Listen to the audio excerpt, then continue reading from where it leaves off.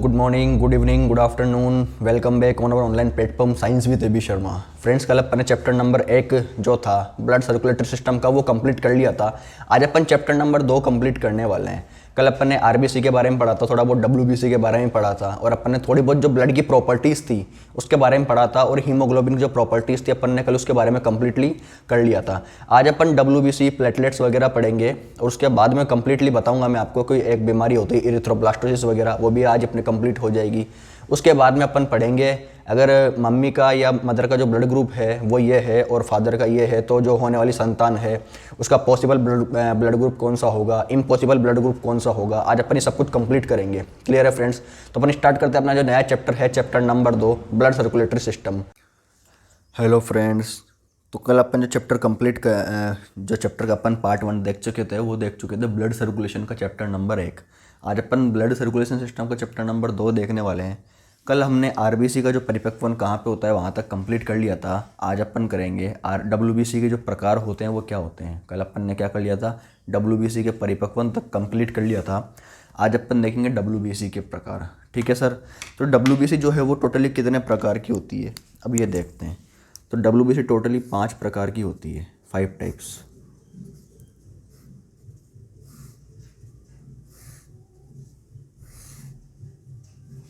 WBC कितने प्रकार की होती है?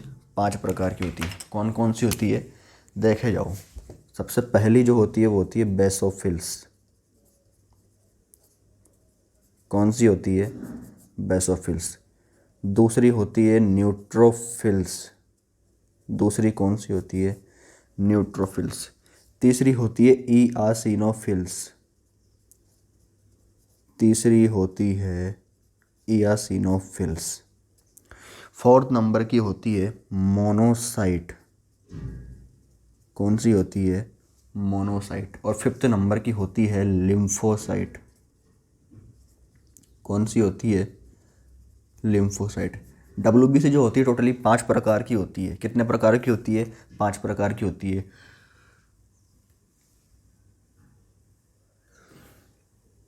डब्ल्यूबीसी का काम क्या होता है? डब्ल्यूबीसी का जो मेन काम होता है वो होता है प्रतिरक्षा का। किसका काम होता है? प्रतिरक्षा का। और डब्ल्यूबीसी में जो 5 प्रकार की होती है वो कौन कौन सी होती है? होती है बेसोफिल्स, न्यूट्रोफिल्स, इयासिनोफिल्स, मोनोसाइट और लिम्फोसाइट। ये जो बेसोफिल्स होती है ये सबसे कम पाई जाती है डब्ल्यूबीसी के अंदर। ये जो डब्ल्यूबीसी के अंदर बेसोफिल्स होती है ये सबसे कम पाई जाती है। किस में? डब्ल्यूबीसी में जो 5 प्रकार की होती है ना, ये उसमें सबसे कम पाई जाती है। कौन सी? बेसोफिल्स। न्यूट्रोफिल्स यह सबसे अधिक पाई जाती है, मैक्सिमम फाउंड, यह सबसे अधिक पाई जाती है। ये इयासिनोफिल्स, इसके बारे में देखो आप। इयासिनोफिल्स का जो काम है वो क्या है? यह बाहर से आने वाले यह बाहर से आने वाले माइक्रोजीनस यह बाहर से आने वाले माइक्रोजीनेसिस पर सबसे पहले आक्रमण करती है, या सबसे पहले अटैक करती है। सबसे पहले क्या करती है? आक्रमण करती है। वापस से देखना मैं क्या बोल रहा हूँ। इयासिनोफिल्स का काम क्या है? इयासिनोफिल्स जो बाहर से आने वाले जो माइक्रोजेनेसिस होते हैं उनके ऊपर सबसे पहले आक्रमण करती है। हालांकि वो बात अलग है कि वो उसको मारेगी या नहीं मारेगी, ये मैटर जो है ये सेकंड नंबर पे आता है। फर्स्ट पे क्या है? सबसे पहले अटैक कौन करता है? वो करता है इयासिनोफिल्स। कौन करती है? इयासिनोफिल्स। आपने देखा होगा अभी कोई दोस्त वगैरह होते हैं, उनमें जान वान तो कुछ होती नहीं है, लेकिन हर बात पे वो लड़ने में सबसे आगे रहते हैं कि नहीं भाई मैं देख लूँगा, नहीं भाई मैं हूँ ना, मैं हूँ ना। तो ये उस टाइप की है, सेम टू सेम। भले ही इससे हो नहीं हो बाद की बात है, लेकिन सबसे पहले स्टार्ट कौन करता है? ये करता है इयासिनोफिल्स अटैक करने का। तो जो बाहर से जो आने वाले माइक्रोजेनेसिस होते हैं उनके ऊपर सबसे पहले ये क्या करती है? अटैक करती है। उसके बाद में है मोनोसाइट। मोनोसाइट का जो है वो क्या है? ये सबसे ज़्यादा साइज की होती है। सबसे ज़्यादा जो साइज होती है ना वो किसकी होती है? मोनोसाइट की। डब्ल्यूबीसी के अंदर सबसे ज़्यादा अधिक साइट होती है वो किसकी साइज होती है? वो किसकी होती है? मोनोसाइट की होती है। और ये सबसे कम साइज की होती है। यह क्या होती है? सबसे कम साइज की होती है। यह सबसे कम साइज की होती है।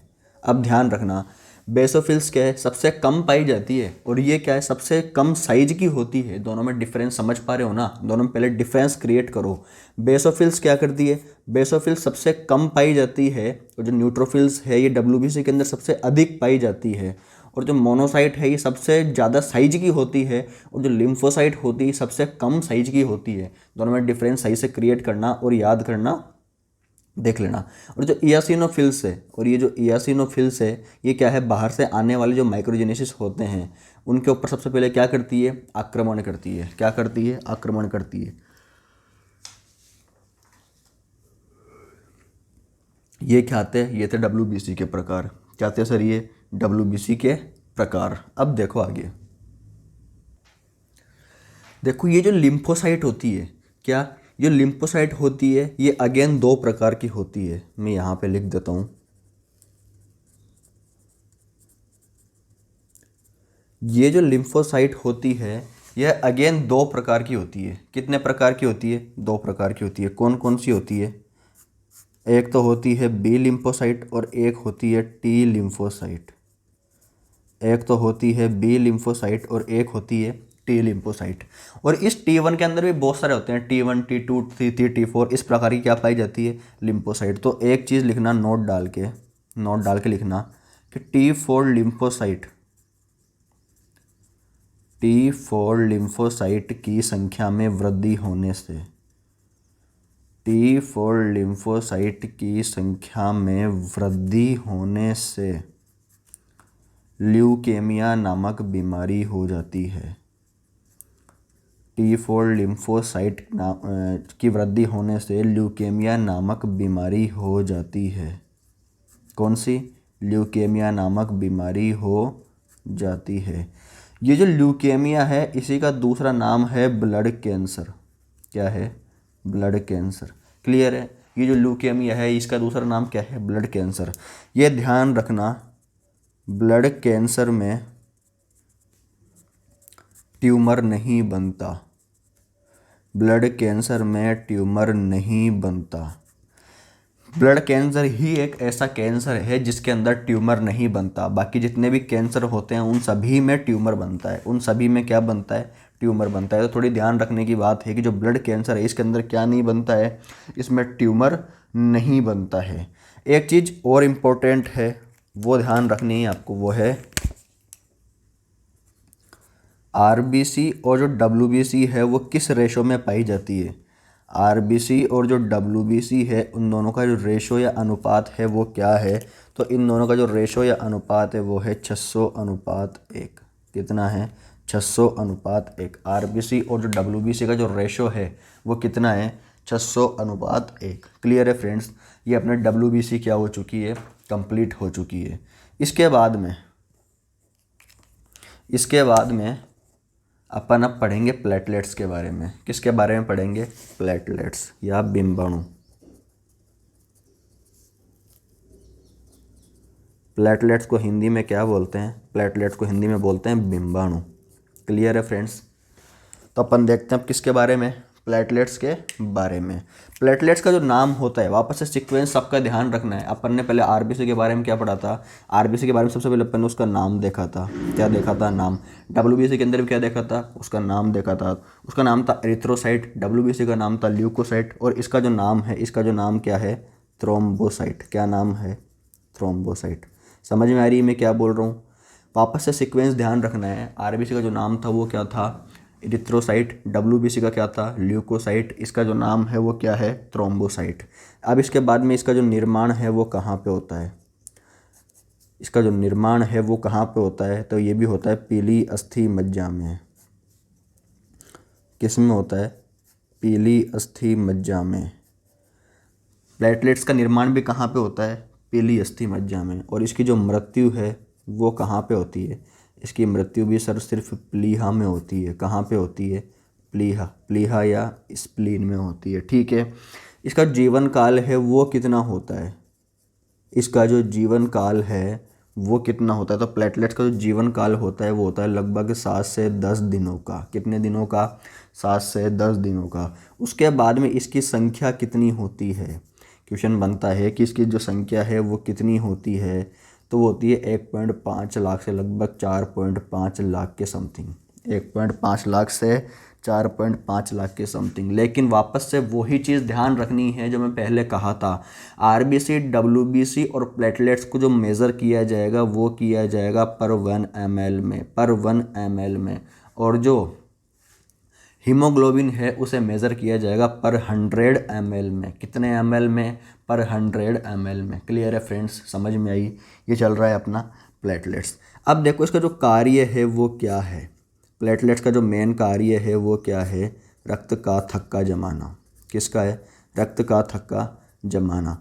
इन तीनों के जो कार्य है ना वो भी अलग है, इन तीनों के जो कार्य है ना वो भी अलग अलग है। इसका जो कार्य है वो क्या है? रक्त का थक्का जमाने का। डब्ल्यूबीसी का क्या है? इम्यूनिटी या प्रतिरक्षा देने का। और आरबीसी का जो कार्य है वो क्या है? आरबीसी का जो मेन कार्य है ऑक्सीजन के परिवहन का। क्लियर है? क्योंकि उसके अंदर हीमोग्लोबिन पाई जाती है और हीमोग्लोबिन जो होती है वो मेनली ऑक्सीजन के परिवहन का काम करती है। इन तीनों के कार्य क्या है? अलग अलग है और आपको क्या रखना है? बिल्कुल ढंग से याद रखना है। एक चीज़ और ध्यान रखना, इसका जो केंद्रक होता है वो भी अनुपस्थित होता है। इसका जो केंद्रक है वो भी क्या होता है? अनुपस्थित होता है। क्लियर है फ्रेंड्स? इसका जो केंद्रक होता है वो भी क्या होता है? अनुपस्थित होता है।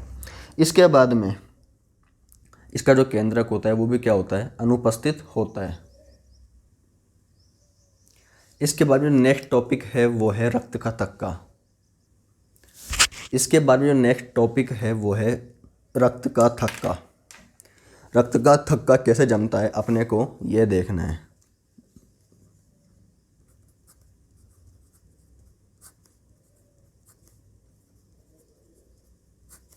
रक्त का थक्का या ब्लड क्लॉटिंग ये कैसे होती है अपने को सबसे पहले ये क्लियर करना है। क्लियर है फ्रेंड्स? ये 3 स्टेज में होती है टोटली। अपने को ये देखना है कि जो पहली स्टेज उसमें क्या क्या तो रिएक्शन करते हैं और क्या उत्पाद बनता है, अपने को इसके हिसाब से कंप्लीट करना होगा। तो स्टार्ट करते हैं रक्त का थक्का। अब एक चीज़ ध्यान रखना कि मैंने वापस से पहले भी कहा था कि रक्त का जो थक्का होता है इसको बनने के लिए पहले तो ये ध्यान रखिए कौन कौन से जो कारक होते हैं, जो फैक्टर होते हैं वो कौन कौन से चाहिए होते हैं। तो देखो इसको जो फैक्टर चाहिए होते हैं वो कौन कौन से चाहिए होते हैं। पहला तो इसके अंदर चाहिए होता है प्लेटलेट्स। क्या चाहिए होता है? प्लेटलेट्स। सेकंड इसको चाहिए होता है प्रोटीन। क्या चाहिए होती है? प्रोटीन। प्रोटीन भी मैंने आपको डब्ल्यूबीसी के अंदर ढंग से पढ़ाया था कि 2 प्रकार की प्रोटीन चाहिए होती है। पहली तो होती है प्रोथ्रोम्ब्रिन। कौन सी थी? प्रोथ्रोम्ब्रिन। और दूसरी कौन सी थी? फाइब्रिनोजन। दूसरी कौन सी थी? फाइब्रिनोजन। थर्ड नंबर पे क्या चाहिए इसके? थर्ड नंबर पे चाहिए विटामिन के। क्या चाहिए सर? विटामिन के। और फोर्थ नंबर पे क्या चाहिए? कैल्शियम।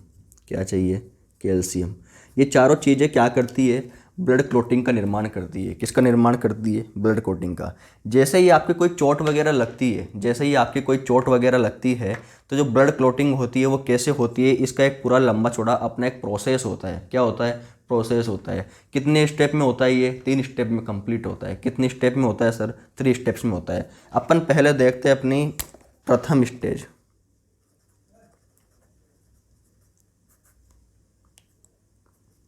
इसकी जो पहली स्टेज है सबसे पहले अपन वो देखते हैं। इसकी जो पहली स्टेज है वो क्या है? इसमें बनता है प्रोथ्रोम्ब्रिन से स्टार्ट ये होती है।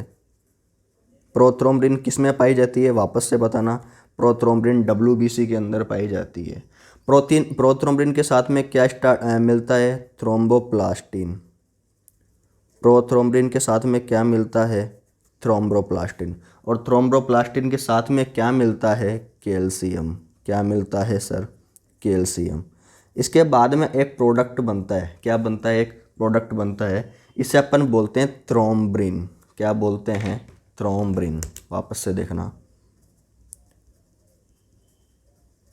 इसे क्या बोलते हैं? थ्रोम्ब्रिन। तो जो पहली जो स्टेज होती है उसका रिजल्ट क्या होता है? थ्रोम्ब्रिन। पहली जो स्टेज होती है इसका रिजल्ट क्या होता है? थ्रोम्बिन। बनता कैसे है? प्रोथ्रोम्ब्रिन, थ्रोम्बोप्लास्टिन और कैल्शियम ये तीनों मिलकर किसका निर्माण करती है? थ्रोम्बिन का निर्माण करती है। इसके बाद में आती है स्टेज नंबर 2। इसके बाद में जो स्टेज आती है सेकंड नंबर की, वो देखो पहली स्टेज में क्या बन गया, थ्रोम्बिन। अब ये थ्रोम्बिन होगा, ये सेकंड नंबर की स्टेज में काम आएगा। ये जो थ्रोम्बिन होगा ये किस स्टेज में काम आएगा, सेकंड नंबर की स्टेज में काम आएगा। Fibrinogen plus thrombin, fibrinogen plus thrombin, ये दोनों मिलके किसका निर्माण करती है, तो ये जो निर्माण करती है वो करती है फाइब्रिन का। किसका निर्माण करती है, फाइब्रिन का।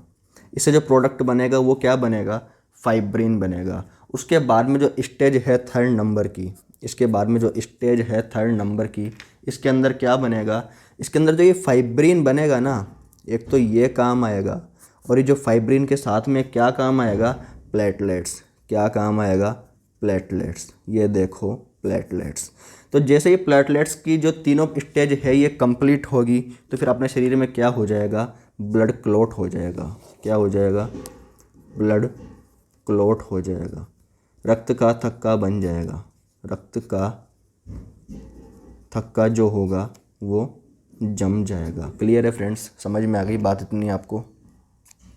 अब आप देखो वापस से मैंने क्या बोला है, इस चीज़ को वापस से समझो एक बार और सही से अपन सीक्वेंस इसको कंप्लीटली देखते हैं। अपन जो पढ़ रहे हैं वो पढ़ रहे हैं ब्लड क्लॉटिंग। क्या पढ़ रहे हैं, ब्लड क्लॉटिंग या रक्त का। इसको जमने के लिए कुछ कारकों की आवश्यकता होती है, कुछ फैक्टर्स की आवश्यकता होती है। और फैक्टर्स कौन कौन से होते हैं, सबसे पहला तो चाहिए होता है प्लेटलेट्स, सेकंड नंबर पे चाहिए होता है प्रोटीन। और प्रोटीन भी दो प्रकार की होती है, जो मैंने आपको WBC के अंदर पढ़ाया था। WBC अपन ने टोटली 5 प्रकार की प्रोटीन पढ़ी थी, उसमें से 2 प्रोटीन थी प्रोथ्रोम्बिन और फाइब्रिनोजन। इन दोनों का काम क्या था, इन दोनों का काम था ब्लड क्लॉटिंग में सहायता करने का। मैंने पहले भी लिखवाया था, वापस से रिवाइज करके देख लो, नहीं तो यहाँ पर देख लो। उसके बाद में थर्ड नंबर पर चाहिए होता है विटामिन के, और फोर्थ नंबर पर चाहिए होता है कैल्शियम। थर्ड नंबर पर चाहिए होता है विटामिन के, और फोर्थ नंबर पर चाहिए होता है कैल्शियम। स्टार्ट कहाँ से हो रही है, प्रथम स्टेज में स्टार्ट होगा prothrombin plus thromboplastin plus calcium.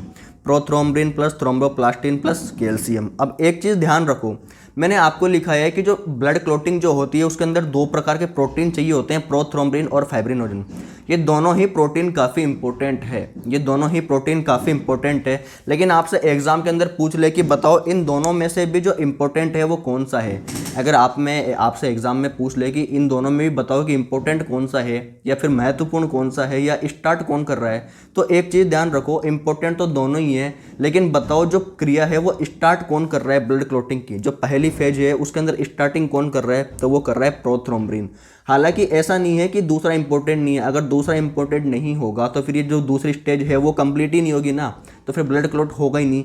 लेकिन स्टार्ट के अंदर फर्स्ट स्टेज को स्टार्ट कौन कर रहा है, तो वो कर रहा है प्रोथ्रोम्बिन। इसलिए अगर आपसे एग्जाम के अंदर दोनों ऑप्शन दे तो फिर अपने को किस पे टिक करना है, अपने को करना है प्रोथ्रोम्बिन पर। और सेकंड नंबर पे क्या आएगा, फाइब्रिनोजन आएगा। वापस से समझ में आ गई बात मैंने क्या बोला, क्लियर है। एग्जाम में पूछा हुआ है ये क्वेश्चन, तो इसके अंदर प्रोथ्रोम्बिन को सही माना था और इसको गलत माना था, क्योंकि दोनों ही ऑप्शन के अंदर दिए हुए थे। सेकंड जो स्टेज उसके अंदर क्या होता है कि जो प्रोडक्ट बनता है थ्रोम्बिन और जो दूसरा होता है फाइब्रिनोजन, जो सेकंड नंबर की प्रोटीन होती है, दोनों मिलती है, उसके बाद में क्या बनता है, फाइब्रिन बनता है। और थर्ड नंबर पे फाइब्रिन और प्लेटलेट्स, ये तीनों मिलती है और क्या बनाती है, ब्लड क्लॉटिंग। क्या करती है, रक्त का थक्का बना देती है। इसके बाद में आपने देखा होगा जैसे अभी कहीं चोट वगैरह लगती है, तो आपको जो चोट वगैरह लगती है उस चोट के ऊपर एक जेल टाइप में कुछ बन जाता है येलो येलो सा, और वो ब्लड धीरे धीरे सूख जाता है, और उसके बाद में आपको जो ब्लड होता है वो बहना बंद कर देता है। क्लियर है, बहना क्या कर देता है, बंद कर देता है। तो फिर जो बीमारी होती है, जो ब्लड रक्त का जो थक्का होता है वो बन जाता है, और आपका जो खून होता है वो बाद में बहता नहीं है। लेकिन अब आप एक चीज़ ध्यान रखना, अब आप क्या करना, एक चीज़ ध्यान रखना कि इसके अंदर तो क्या है कि रक्त का थक्का बन रहा है, इसके अंदर तो क्या हो रहा है कि रक्त का थक्का बन रहा है। लेकिन एक बीमारी ऐसी भी है जिसके अंदर रक्त का थक्का बिल्कुल भी नहीं बनता है। एक बीमारी ऐसी भी है जिसके अंदर रक्त का थक्का बिल्कुल भी नहीं बनता है। तो वो बीमारी कौन सी है, तो वो बीमारी का नाम है हीमोफीलिया। लिखो, हीमोफीलिया। ये क्या है, ये एक बीमारी है, इसका नाम है हीमोफीलिया। ये जो हीमोफीलिया बीमारी है इसके अंदर क्या होता है, इसमें रक्त का थक्का नहीं बनता। इसके अंदर क्या होता है, रक्त का थक्का नहीं बनता। ये जो हीमोफीलिया बीमारी होती है इसके अंदर क्या होता है, इसमें रक्त का थक्का नहीं बनता। क्लियर है फ्रेंड्स, इसमें रक्त का थक्का नहीं बनता। इस हीमोफीलिया को अपन दूसरा नाम क्या है, इसका दूसरा नाम है आनुवांशिक डिजीज़ या आनुवांशिक बीमारी, या ये आनुवांशिक रोग भी है। क्यों है? क्योंकि ये एक पीढ़ी से दूसरी पीढ़ी में स्थानांतरित होता है। क्या होता है? स्थानांतरित होता है। या इस रोग की वाहक लिखो, इस रोग की वाहक मादा होती है। इस रोग की वाहक मादा होती है। इस रोग की जो वाहक होती है वो कौन होती है? मादा होती है। इसे रॉयल डिजीज़ भी कहा जाता है। इसे रॉयल डिजीज़ भी कहा जाता है। इसे रॉयल डिजीज़ भी कहा जाता है। किसको कहा जाता है? हीमोफीलिया को कहा जाता है। और इस रोग की जो खोज है वो किसने की थी? तो इस हीमोफीलिया की जो रोग की जो खोज की थी वो की थी डॉक्टर जोहन ओट्टो। उन डॉक्टर का नाम क्या था? Doctor Johan Otto. इस रोग की खोज किसने की थी? डॉक्टर जोहन ओट्टो ने। क्लियर है फ्रेंड्स? समझ में आया इतना? अब देखो आगे।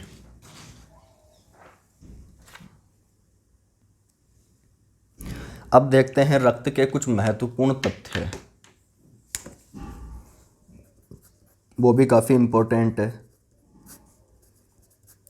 रक्त के कुछ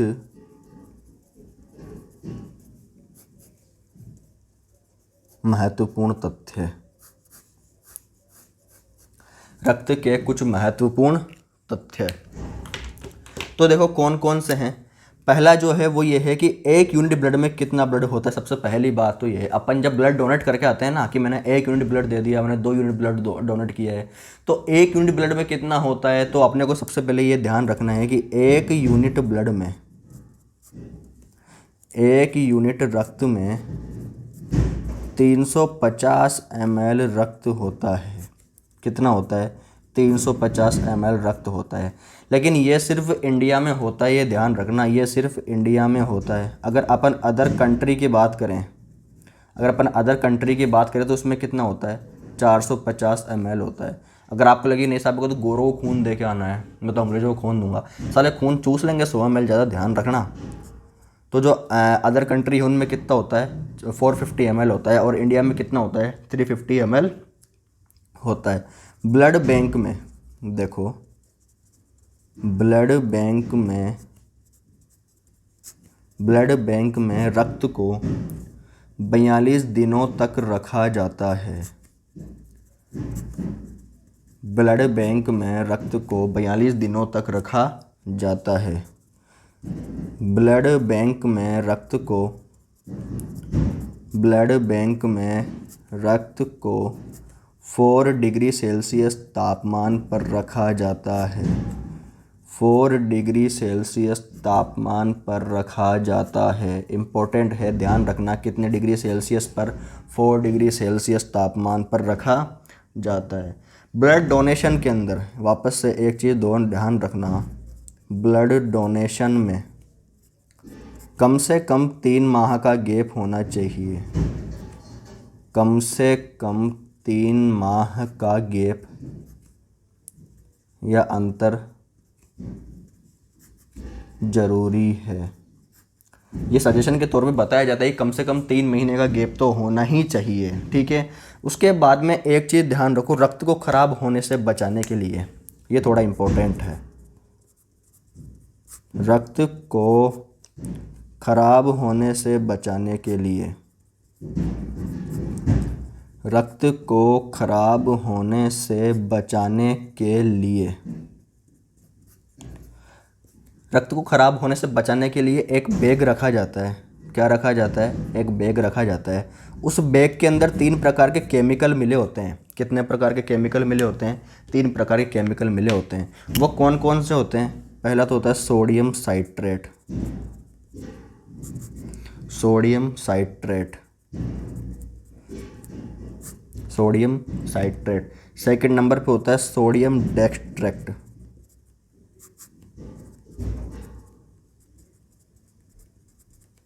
दूसरा होता है सोडियम डेक्सट्रैक्ट, और थर्ड नंबर पे होता है EDTA। क्या होता है? EDTA। इस EDTA का पूरा नाम होता है एथिलीन डाई एमीन इसका नाम भी ध्यान रखना है, इम्पोर्टेंट है। Ethylene diamine tetra acetic acid, ethylene diamine tetra acetic acid किसका नाम है? EDTA का पूरा नाम है, क्या है? Ethylene diamine tetra acetic acid किसका नाम है पूरा? EDTA का पूरा नाम है। इस EDTA को, ये जो तीनों चीज़ें होती है, इन तीनों को किस में, एक बैग में रखा जाता है। उस बैग के अंदर ये तीनों मिली हुई होती है। पहला तो होता है सोडियम साइट्रेट, दूसरा होता है सोडियम डेक्सट्रेट और तीसरा होता है EDTA, ethylene diamine tetra acetic acid. ये चीज़ें क्या होती है, इसके अंदर कम्प्लीटली मिली होती है। उसके बना इन तीनों से एक बैग का निर्माण होता है जिसके अंदर अपन ब्लड को रख सकते हैं, जिसके अंदर भी ब्लड जो होता है बिल्कुल भी ख़राब नहीं होता है। क्लियर है फ्रेंड्स? अब देखो आगे, अब अपन देखेंगे ब्लड ग्रुप के बारे में। किसके बारे में देखेंगे? ब्लड ग्रुप के बारे में देखेंगे।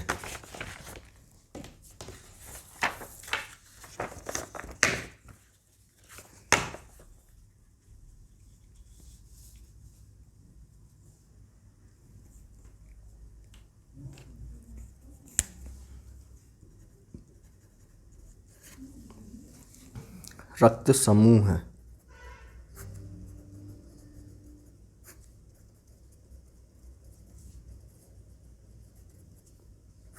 या ब्लड ग्रुप। सबसे पहला क्वेश्चन उठता है कि रक्त समूह की खोज किसने की थी? तो रक्त समूह की जो खोज है वो किसने की थी? वो की थी कार्ल लैंड स्टेनर ने। किसने की थी? कार्ल लैंड स्टेनर ने। रक्त समूह की जो खोज है वो किसने की थी? वो की थी कार्ल लैंड स्टेनर ने। रक्त समूह के अंदर देखो दो कारक होते हैं टोटली। क्या होते हैं? दो कारक होते हैं। रक्त समूह में क्या होते हैं टोटली? दो कारक होते हैं। एक तो होता है एंटीजन और एक होता है एंटीबॉडी। एक तो क्या होता है? एंटीजन और एक क्या होता है? एंटीबॉडी होता है। ये जो एंटीजन होते हैं ये भी दो होते हैं और जो एंटीबॉडी होती है ये भी कितनी होती है? दो होती है। कितनी होती है? दो होती है। एंटीजन को कैपिटल लेटर से दर्शाया जाता है, ये ध्यान रखना। एंटीजन जो होते हैं इन्हें कैपिटल लेटर से लिखते हैं और जो एंटीबॉडी होती है इन्हें किससे लिखते हैं? स्मॉल लेटर से लिखते हैं। एंटीजन को कैपिटल लेटर से लिखते हैं और एंटीबॉडी को किससे लिखते हैं? स्मॉल लेटर से लिखते हैं। एक चीज़ ध्यान रखना, अभी जो एंटीजन होते हैं साथ साथ में लिखे जाओ आप या फिर देखे जाओ। इनका जो निर्माण होता है, एंटीजन का जो निर्माण होता है वो कौन करता है? एंटीजन को RBC ही बनाती है। एंटीजन को कौन बनाती है? RBC ही बनाती है। वह यह RBC में ही पाए जाते हैं। ध्यान रखना, इसको कौन बनाती है? RBC ही बनाती है।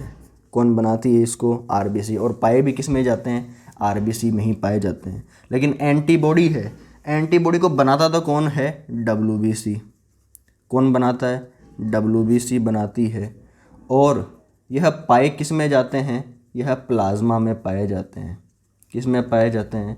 यह प्लाज्मा में पाई जाती है। क्लियर है फ्रेंड्स? समझ में आ रही है बात? देखो, एंटीजन को बनाता कौन है? RBC। और पाई किस में जाती है? RBC में मिलती है ये। लेकिन एंटीबॉडी को बनाता कौन है? WBC। और ये मिलती किस में है? प्लाज्मा में। क्लियर है फ्रेंड्स? देखो अब आगे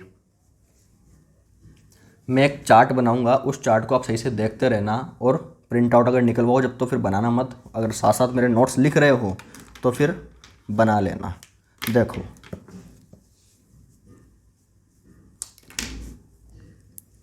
माना कि ये क्या है? ये है ब्लड ग्रुप। ये क्या है? Blood group. ये क्या है? एंटीजन। और ये क्या है? एंटीबॉडी। ये क्या है? एंटीबॉडी।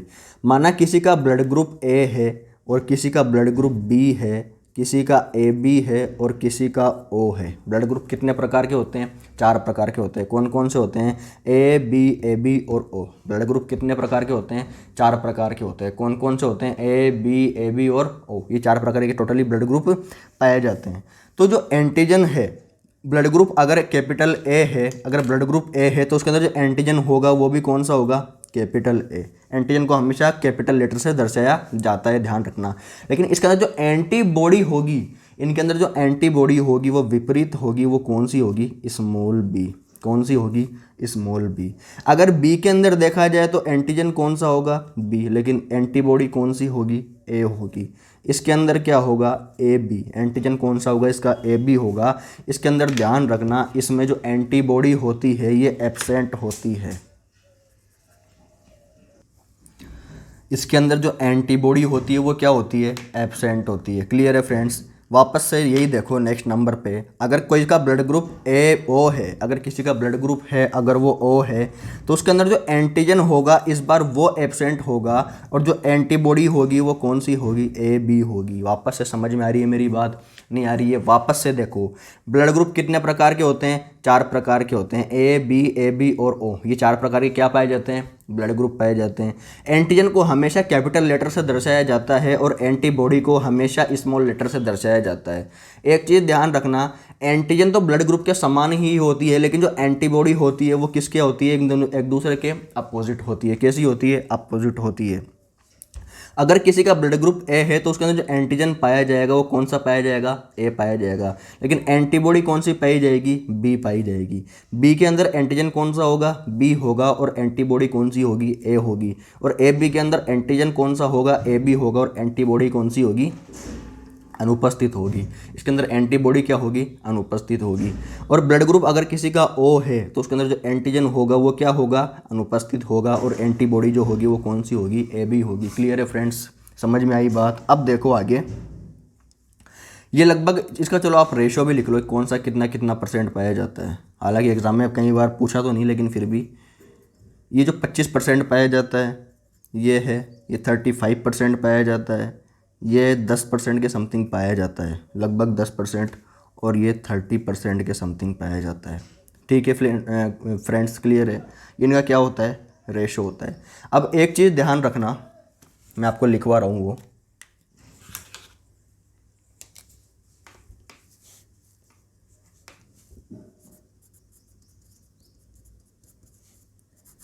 सार्वत्रिक ग्राही तो कौन सा होता है? सार्वत्रिक दाता कौन सा होता है?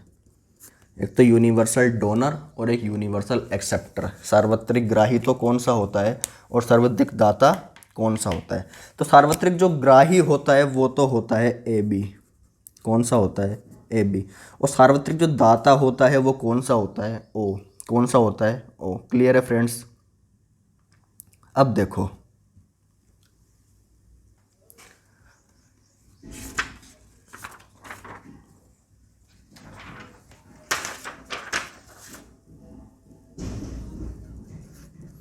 अपन अब देखेंगे रीसस जो फैक्टर होता है, आर एच फैक्टर। आपने कई बार नाम सुना होगा कि आर एच फैक्टर पॉजिटिव है, आर एच फैक्टर नेगेटिव है। तो ये एक्चुअल में होता क्या है, देखते हैं अपन सबसे पहले। R H factor, R H कारक या आर एच फैक्टर। क्लियर है? क्या देख रहे हैं? आर एच कारक या आर एच फैक्टर। इस आर एच फैक्टर की खोज किसने की?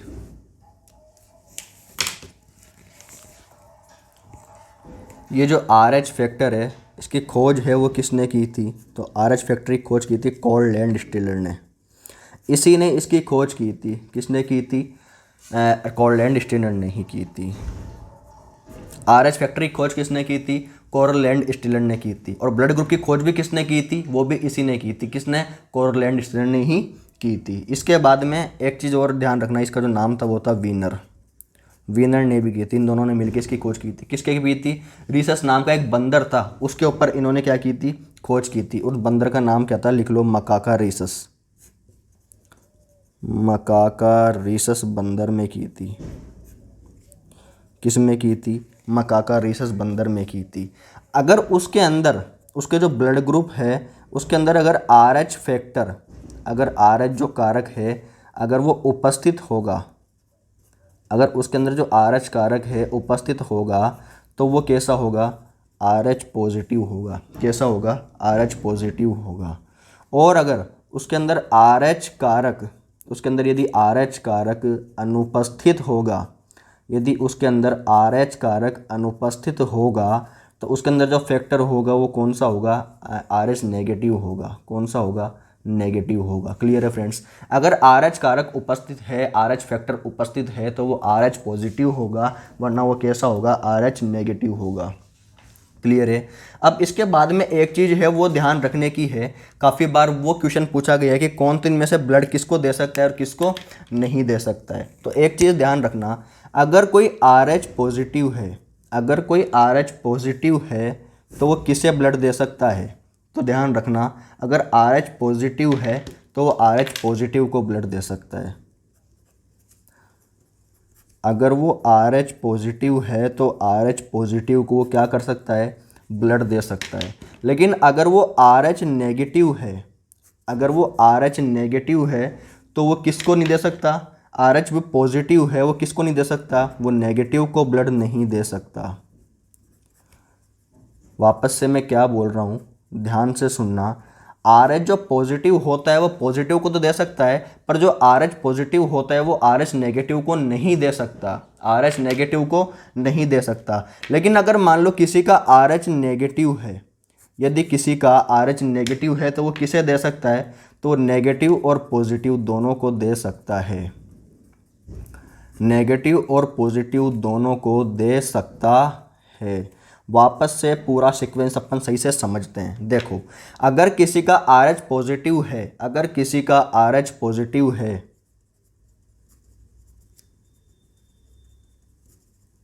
अगर किसी का RH पॉजिटिव है तो वो RH पॉजिटिव वाले को तो ब्लड दे सकता है, परंतु नेगेटिव वाले को नहीं दे सकता। लेकिन अगर किसी का RH नेगेटिव है तो बताओ किस किस को दे सकता है, वो दोनों को दे सकता है। किसको दे सकता है, दोनों को दे सकता है। मेरी बात समझ में आ रही है आपको मैं क्या बोलना चाह रहा हूँ, वापस से सुनो मेरी बात को ढंग से। अगर किसी का RH पॉजिटिव है तो वो RH पॉजिटिव को तो ब्लड दे सकता है, परंतु नेगेटिव को नहीं दे सकता। लेकिन मान लो कि अगर मेरा जो ब्लड ग्रुप है वो RH नेगेटिव है, माना कि मेरा जो ब्लड ग्रुप है वो कैसा है, RH नेगेटिव है, तो बताओ मैं आपको दे सकता हूँ, नहीं दे सकता हूँ? ऑब्वियसली दे सकता हूँ, क्योंकि नेगेटिव दोनों को दे सकता है। लेकिन अगर मान लो कि मेरा ब्लड ग्रुप RH पॉजिटिव है, अगर मेरा ब्लड ग्रुप RH पॉजिटिव है, तो ये संभावना होनी चाहिए कि सामने वाला का भी ब्लड ग्रुप अगर RH पॉजिटिव है तो ही मैं उसको ब्लड ग्रुप दे पाऊंगा। अगर आपका जो ब्लड ग्रुप है अगर वो RH नेगेटिव हुआ, अगर मेरा पॉजिटिव हुआ, तो मैं आपको ब्लड नहीं दे सकता, ये ध्यान रखना। क्लियर है फ्रेंड्स। ओनली पॉजिटिव को पॉजिटिव ही ब्लड दे सकता है, नेगेटिव नहीं दे सकता है। क्लियर है। देखो आगे, इसी से एक बीमारी होती है जिसका नाम है इरिथ्रोब्लास्टोसिस फिटेलिस। बीमारी का नाम क्या है, इरिथ्रोब्लास्टोसिस फिटेलिस। ये क्या है, एक बीमारी है, इरिथ्रोब्लास्टोसिस फिटेलिस। ये बीमारी जो होती है ये कैसे होती है, सबसे पहले अपने को ये देखना है। इसके बारे में समझो आप सबसे पहले। जैसे मानो कि ये क्या है, दो बंदे हैं, एक तो है मेल और एक है फीमेल, एक तो है पुरुष और एक है महिला। अगर पुरुष का जो ब्लड ग्रुप है वो कैसा है, पॉजिटिव है। अगर पुरुष का जो ब्लड ग्रुप है वो कैसा है, पॉजिटिव है। और जो महिला का जो ब्लड ग्रुप है वो कैसा है, नेगेटिव है। अगर जो पुरुष का ब्लड ग्रुप है वो कैसा है, पॉजिटिव है, और जो महिला का जो ब्लड ग्रुप है वो कैसा है, नेगेटिव है। तो इन दोनों से होने वाला, इन दोनों से जो होने वाली जो पहली संतान होगी, कौन सी संतान, पहली जो संतान होगी वो तो कैसी होगी, हेल्थी होगी। कैसी होगी, हेल्थी होगी। इन दोनों से जो पहली संतान होगी वो कैसी होगी, हेल्थी होगी। लेकिन जो सेकंड जो संतान होगी वो कैसी होगी, मरी हुई होगी, मरी हुई या डेड होगी। वापस से क्या चीज़ बोलना चाह रहा हूँ मैं, देखो, अगर दो है ब्लड ग्रुप, अगर किसी का मेल का तो अगर पॉजिटिव है और अगर फीमेल का नेगेटिव है, अगर मेल का पॉजिटिव है और फीमेल का अगर ब्लड ग्रुप नेगेटिव है, तो उनसे होने वाली जो पहली संतान होगी वो तो कैसी होगी, वो हेल्थी होगी। और दूसरी जो होगी वो कैसी होगी, मरी हुई होगी। दूसरी मरी हुई होगी, इसका मतलब ये नहीं है कि वापस तीसरी हेल्थी हो जाएगी। उसके आगे जितने भी संतानें होगी वो कैसी होगी, सारी की सारी सारी ही डेड संतान होगी। कैसी होगी, डेड या मरी हुई पैदा होगी। अब एक चीज़ आपको ध्यान रखनी है, मैंने इसके अंदर कुछ कंडीशंस लिखी है, वो कंडीशंस अगर फॉलो हो रही है ना तो ही ये बीमारी होगी, वरना ये बीमारी नहीं होगी। मैंने क्या लिखा है कि मेल का पॉजिटिव और फीमेल का नेगेटिव होना चाहिए ब्लड ग्रुप। मेल का तो कैसा होना चाहिए, पॉजिटिव होना चाहिए, और फीमेल का कैसा होना चाहिए, नेगेटिव होना चाहिए। अगर ये प्रॉब्लम है तो ही क्या होगा, तो ही क्या होगा, पहली संतान जो होगी वो हेल्थी होगी, बाद की कैसी होगी, मरी हुई होगी। वापस से जो मेरी कंडीशन है वो ध्यान रखना, अगर मेल का नेगेटिव है, अगर जो मेल का ब्लड ग्रुप नेगेटिव है और फीमेल का पॉजिटिव है तो भी कोई दिक्कत नहीं चलेगा। अगर मेल का पॉजिटिव है और फीमेल का भी पॉजिटिव है तो भी चलेगा। और अगर मेल का नेगेटिव है और फीमेल का भी नेगेटिव है तो भी चलेगा। अगर मेल का भी नेगेटिव है और फीमेल का भी नेगेटिव है तो भी चलेगा। इन तीनों कंडीशन में कोई दिक्कत नहीं होगी। इन तीनों कंडीशन के अंदर जो अगली संतानें होगी वो भी कैसी होगी, स्वस्थ ही पैदा होगी। दूसरी जो संतान होगी वो भी कैसी होगी, स्वस्थ ही पैदा होगी। दूसरी संतान पे दिक्कत कब आएगी, जब मेल का जो ब्लड ग्रुप है वो कौन सा है, पॉजिटिव है, और फीमेल का है जो कौन सा है, नेगेटिव है। मेल का जो ब्लड ग्रुप है वो कौन सा है, पॉजिटिव है, और फीमेल का है जो कौन सा है, नेगेटिव है। अगर ये कंडीशन आ रही है, अगर ये कंडीशन है तो ही ये बीमारी होगी, वरना ये बीमारी नहीं होगी। वापस से ध्यान रखना मैंने क्या बोला है। मैं एक एक चीज़ को बहुत ढंग से समझा रहा हूँ, तो उम्मीद है आपको समझ में आ रहा होगा। नहीं आ रहा तो फिर भी आप मुझे कमेंट बॉक्स में लिख सकते हो, या फिर मेरे टेलीग्राम चैनल पे जुड़ सकते हो, साइंस विद AB शर्मा। मेरा जो टेलीग्राम है वो है साइंस विद AB शर्मा, आप मुझसे उस पर भी जुड़ सकते हो। और जो मेरा कॉन्टैक्ट नंबर है आप मुझे उस पर भी सेंड कर सकते हो। आपको जो जवाब है वो जल्दी से जल्दी देने की मैं कोशिश करूँगा। तो जब बीमारी थी ये क्या थी, इरिथ्रोब्लास्टोसिस फेटालिस। इसके बाद में ध्यान रखो, इस बीमारी का एक उपचार भी है या इलाज भी है। इस बीमारी का जो उपचार है या इलाज है वो क्या है वो देखते हैं। जो बीमारी है इसका जो उपचार है वो क्या है। फर्स्ट बच्चे के जन्म के लिखे जाओ या फिर समझे जाओ।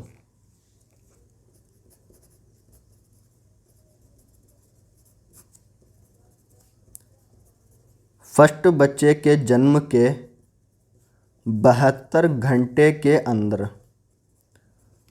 फर्स्ट बच्चे के जन्म के 72 घंटे के अंदर फीमेल को, 72 घंटे के अंदर फीमेल को इम्यूनोग्लोबिन नाम का एक इंजेक्शन होता है। इम्यूनोग्लोबिन नाम का वैक्सीन लगाया जाता है।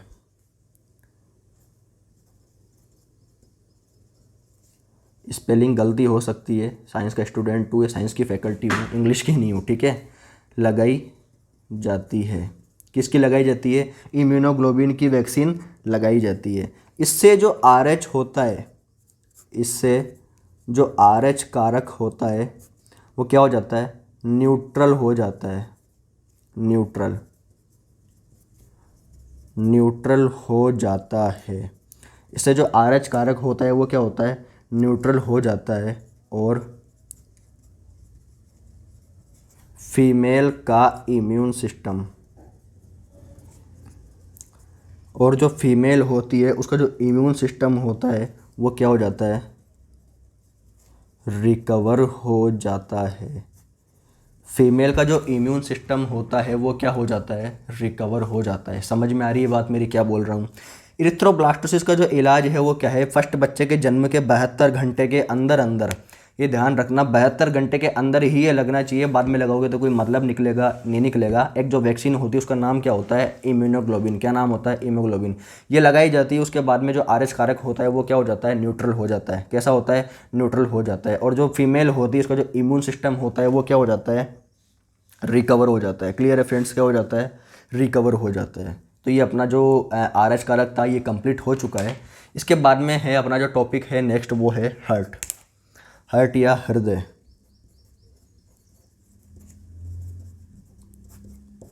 अगर आपको फिर भी कोई दिक्कत आ रही है तो आप मेरे टेलीग्राम चैनल पे जुड़ के मुझे सेंड कर सकते हैं, आपकी अपनी जो प्रॉब्लम है, या फिर जो मेरे व्हाट्सअप नंबर पे भी मुझे आप सेंड कर सकते हैं। आपको वहाँ पे मैं ट्राई करूँगा जल्दी से जल्दी जवाब दे दूँ। तो सबसे पहले अपन देखते हैं हार्ट के बारे में या हृदय के बारे में। सबसे पहले अपने को जानना पड़ेगा कि हार्ट का अध्ययन क्या होता है। वापस से देखो, इन सबकी जो स्टडी होती है ना वो ध्यान रखनी है अपने को। हार्ट का जो अध्ययन है वो क्या कहलाता है, वो कहलाता है कार्डियोलॉजी। क्या कहलाता है, कार्डियोलॉजी। रक्त का जो अध्ययन है वो क्या कहलाता है, कार्डियोलॉजी। यह अपने शरीर का सबसे व्यस्त अंग होता है, ये ध्यान रखना। यह अपने शरीर का सबसे व्यस्त अंग होता है। यह अपने शरीर का सबसे व्यस्त अंग होता है। एक चीज़ और ध्यान रखना है कि ये जो हार्ट होता है ये कभी रेस्ट नहीं करता, सबसे क्या होता है, व्यस्त अंग होता है। जब ये रेस्ट करता है तो आदमी रेस्ट इन पीस हो जाता है। क्या हो जाता है? रेस्ट इन पीस हो जाता है। इसलिए इसको अपन क्या बोलते हैं? सबसे व्यस्त अंग बोलते हैं। और इसे पंपिंग सिस्टम ऑफ बॉडी भी बोलते हैं। ये ध्यान रखना, इसे pumping system of human body भी बोलते हैं। इसे पंपिंग सिस्टम ऑफ बॉडी भी कहते हैं। क्लियर है फ्रेंड्स? समझ में आई? हार्ट का जो वेट होता है वो कितना होता है? इसका जो वेट होता है वो कितना होता है? तो इसका जो वेट होता है मेल और फीमेल में अलग अलग होता है। मेल और फीमेल में कैसा होता है? अलग अलग होता है। मेल में लगभग 350 ग्राम होता है और फीमेल में लगभग 250 ग्राम होता है।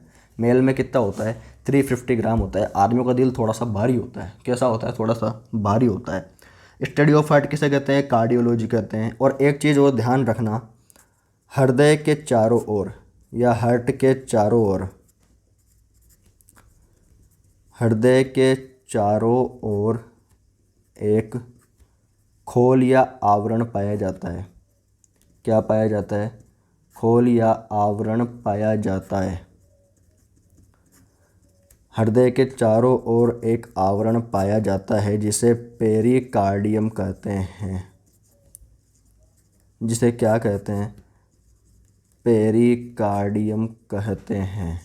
हार्ट के चारों ओर एक आवरण पाया जाता है जिसे पेरिकार्डियम कहते हैं। इम्पोर्टेंट है, पेरिकार्डियम। क्या कहते हैं? पेरिकार्डियम कहते हैं। ओके फ्रेंड्स, क्लियर है? आज के लिए इतना ही।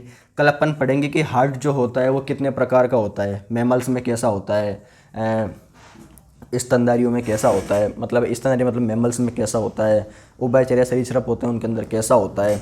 अपन सब कुछ कल कंप्लीटली पढ़ेंगे। और जो अपनी बॉडी के अंदर द्विपरिसंचरण तंत्र होता है रक्त का, वो कैसे होता है, कल अपन उसे भी कंप्लीट कर लेंगे।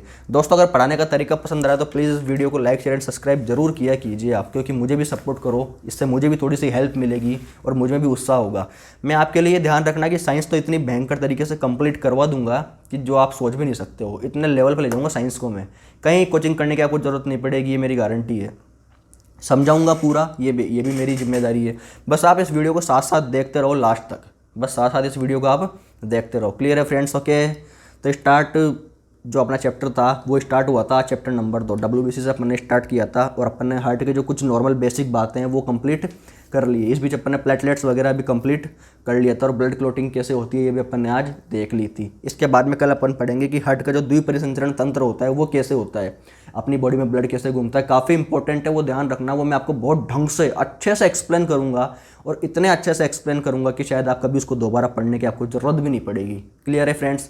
तो अपना जो स्टार्ट था हुआ था चैप्टर, अब वो कंप्लीट हो चुका है। अपन अब मिलते हैं नेक्स्ट क्लास में। तब तक के लिए आप ही इस चीज़ को अच्छे से पढ़ो और जल्दी से जल्दी सिलेक्शन लो। ओके फ्रेंड्स, मिलते हैं अपने नेक्स्ट वीडियो में।